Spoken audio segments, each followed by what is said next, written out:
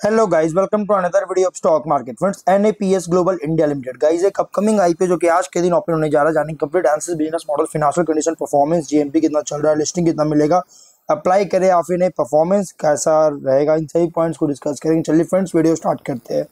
IPO 4 मार्च को open हो रहा है। आज के दिन 6 मार्च क्लोज किया जाएगा। 10 रुपीज का face value, 90 rupees per share की प्राइस बैंड, 1600 शेयर्स की लॉट साइज, 11.88 करोड़ का इशू साइज, 13,20,000 शेयर्स का इशू किया जा रहा है। Fully fresh issue IPO, fixed price issue IPO, BSE SME पे लिस्टेड किया जाएगा। Market maker Aryaman capital markets. Offer दिया गया रिटेल, ऑल अदर्स को ओनली ऑफर दिया गया 50-50% ईच ऑफर दी गई है। वहीं अगर हम बात करेंगे कंपनी के अलॉटमेंट डेट का, अलॉटमेंट डेट फाइनलाइज किया गया 7 मार्च का। 10 मार्च को रिफंड रिलीज किया जाएगा। शेयर्स डीमैट अकाउंट में क्रेडिट किया जाएगा। 11 मार्च को लिस्टिंग डेट रखा गया है। यहाँ पे रिटेल 1 लॉट ओनली अप्लाई कर सकते हो, 1600 शेयर्स मिलेंगे। एचएनआई मिनिमम 2 लॉट अप्लाई कर सकते हो, 3200 शेयर्स मिलेंगे। कंपनी के प्रोमोटर है पंकज जैन और रौनक मिस्त्री। प्री इशू होल्डिंग 100% का, पोस्ट इशू 70.2% का होल्डिंग देखने को मिल जाएगा। वहीं अगर हम इसके बिजनेस की बात करें, मार्च 2014 में इनकॉर्पोरेट किया गया था।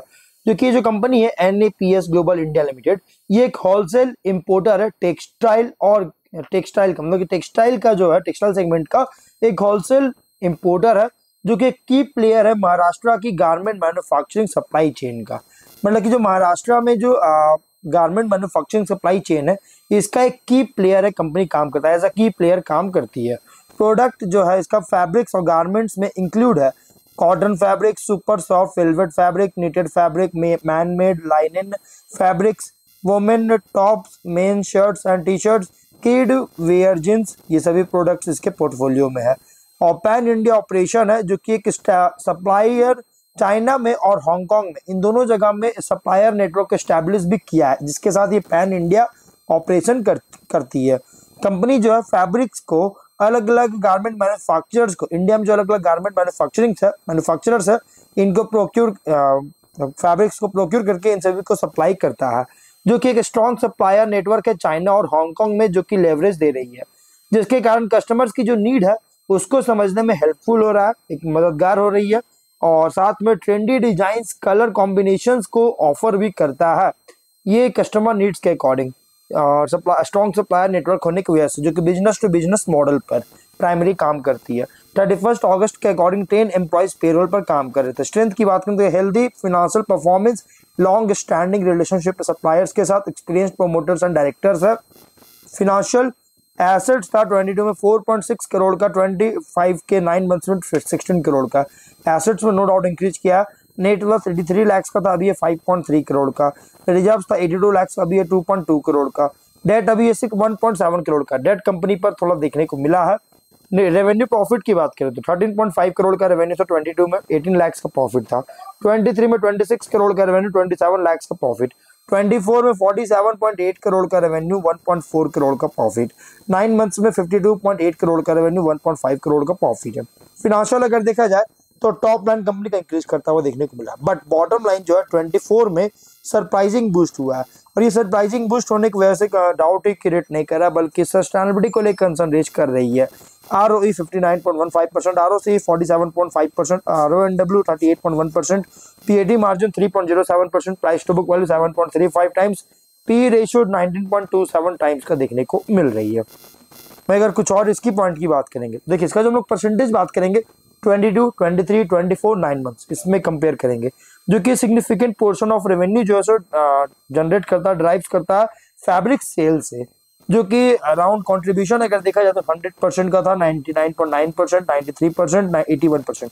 तो ये कंट्रीब्यूशन 22 में बहुत पूरी तरह से कंट्रीब्यूशन फैब्रिक्स पर था, लेकिन उसके बाद लगातार डिक्रीज किया। एक अच्छी पॉइंट है इसकी, डिक्रीज करता हुआ देखने को मिला, लेकिन ये एडवर्स चेंज अगर आता है फैब्रिक्स के लिए डिमांड में, तो कंपनी का रेवेन्यू और फाइनेंशियल कंडीशन को निगेटिवली इंपैक्ट कर सकता है। प्लस टॉप 10 कस्टमर्स का कंट्रीब्यूशन था 93.3%, 86.1%, 78.8%, 73% का कंट्रीब्यूशन था, जो कि अगर ये की कस्टमर्स को रिटेन करने में फेलियर होता है या कस्टमर बेस को एक्सपैंड नहीं करता है, क्लाइंट से बिजनेस में लॉस होता है, तो बिजनेस और फिनेंसेस को एडवर्सली अफेक्ट कर सकती है। टॉप 10 सप्लायर्स की बात करेंगे तो 98.83%, देखने को मिला। टॉप 10 सप्लायर्स जो है सो जनरेट करा टोटल परचेज का, और ये जो था ये 9 मंथ्स में था। और 24 में 91.8%, 23 में 84%, 22 में 99.8% का सप्लायर्स जो है जनरेट करा था टोटल परचेज जो है देखने को मिल रहा था। अगर ये की सप्लायर्स को रिटेन करने में फेलियर होता है या रॉ मटेरियल सप्लाई में डिले वगैरह होता है वेंडर्स के द्वारा, की वेंडर्स के द्वारा, तो कंपनी के ऑपरेशंस को निगेटिवली इंपैक्ट कर सकता है। कंपनी का ऑपरेशन कॉन्सेंट्रेटेड है महाराष्ट्र में, मेनली महाराष्ट्र में इसका ऑपरेशन कॉन्सेंट्रेटेड है, जहाँ जिसका कॉन्ट्रीब्यूशन अगर देखा जाए तो 82%, 85.2%, 95.5%, 72% कॉन्ट्रीब्यूशन। और ये एक ड्रॉबैक अगर देखें डिसएडवांटेज कि महाराष्ट्र में कॉन्सेंट्रेशन लगातार इंक्रीज कर रहा है, क्योंकि इस परसेंटेज जो कॉन्ट्रीब्यूशन जो है लगातार इंक्रीज कर रहा है, और जिसके कारण अगर कोई भी adverse political, economic, social development अगर होता है महाराष्ट्र में तो कंपनी का बिजनेस को निगेटिवली इंपैक्ट कर सकता है। और अगर हम बात करेंगे कंपनी का जो नेट कैश आउटफ्लो है ऑपरेटिंग एक्टिविटी से 4.4 करोड़ का आउटफ्लो देखने को मिला है इस बार का। 24 में 39 लाख का देखने को मिला था। और ये कोई भी निगेटिव कैश फ्लो फिर से दोबारा आता है। देखिए आउटफ्लो मतलब है निगेटिव, कंपनी का खर्च होना, अमाउंट जो है खर्च होना अगर आउटफ्लो होता है। तो यहाँ पे गाइस अगर निगेटिव कैश फ्लो फिर से कंटिन्यू अगर होता है ऑपरेशन से, तो एबिलिटी जो है फाइनेंशियल ऑब्लिगेशंस को मीट करना, इसको इंपैक्ट कर सकती है। Company subsidiaries, promoters, directors involve है सर्टेन ऑनगोइंग लीगल प्रोसीडिंग्स में। एडवर्स जजमेंट अगर आता है केसेस में, तो इसकी वजह से बिजनेस प्रोस्पेक्ट को भी हार्म कर सकता है। कंपनी जो है रॉ मटेरियल्स को इंपोर्ट करता है, और इंपोर्ट परचेज अगर देखा जाए तो इसका कंट्रीब्यूशन था 54.8%, 70.2%, 79.6% और 80% का कंट्रीब्यूशन था। जो कि कोई भी अगर फ्लक्चुएशन होता है फॉरेन एक्सचेंज रेट्स में, तो इसके वजह से कंपनी का कॉस्ट स्ट्रक्चर और प्रॉफिटेबिलिटी को अफेक्ट कर सकता है। जैसा भी अगर देखा जाए तो डॉलर कंपैरिजन में रुपीस लगातार डाउनफॉल देखने को मिल रही है। प्लस कंपनी जो है प्रीवियसली अगर देखा जाए तो जीएसटी और टीडीएस पेमेंट जो होता है ये इसमें डिले किया था, कंपनी ने प्रीवियसली डिले किया था, जिसमें इंक्योर था इंटरेस्ट और पेनल्टीज लगाया गया, जिसकी वजह से टैक्स पेमेंट्स का या टैक्स पेमेंट्स में आगे कोई भी डिले होता है या स्टैट्यूटरी ड्यूज अगर होता है तो पेनाल्टीज में रिजल्ट दे सकता है। स्टैट्यूटरी ड्यूज पेनाल्टीज लगाया जा सकता है, इसकी वजह से फाइनेंशियल पोजीशन को अफेक्ट कर सकता है। 31 दिसंबर के अकॉर्डिंग टोटल इंडेटनेस था 1.7 करोड़ का। अगर इसको रीपे नहीं कर पाता तो ऑपरेशन और फाइनेंशियल पोजीशन को हार्म कर सकता है। ये कुछ रिस्की पॉइंट है। जीएमपी कंपनी का बिल्कुल भी अपडेट नहीं किया, इसलिए लिस्टिंग बता पाना पॉसिबल नहीं। ऑब्जेक्टिव क्या है? Working capital requirement, general corporate के लिए फंडिंग चाहती है, इसके लिए आईपीओ लेकर आई है। मेनली कंपनी टेक्सटाइल प्रोडक्ट्स को चाइना और हांगकांग से इंपोर्ट करती है और इंडियन कस्टमर्स को सप्लाई करता है। एक तरह से ये कंपनी जो है थर्ड पार्टी सप्लायर की तरह काम करता है, मीडिएटर की तरह काम करती है टेक्सटाइल सेगमेंट में। और ये जो है प्राइमरी डील करता है कॉटन और मैन मेड फैब्रिक्स का में जो डील करता है बिजनेस टू बिजनेस मॉडल पर, और स्टेबल ग्रोथ है टॉप लाइन। लेकिन जो सडन सरप्राइजिंग जंप हुआ 24 में, ये सिर्फ डाउट ही क्रिएट नहीं कर रहा बल्कि सस्टेनेबिलिटी को लेकर कंसर्न रीच कर रहा है। Plus highly competitive fragmented segment में ऑपरेट हो रहा है, और ये बहुत स्मॉल टाइनी आईपीओ है जो कि मेन बोर्ड में माइग्रेशन लेने में लंबा टाइम ले सकता है। ये एक तरह से हाई रिस्क लो रिटर्न आईपीओ है। तो गाइस अगर आप रिस्क नहीं लेना चाहते तो उसको इग्नोर कीजिए पूरी तरह से, क्योंकि गाइस बहुत रिस्की आईपीओ है।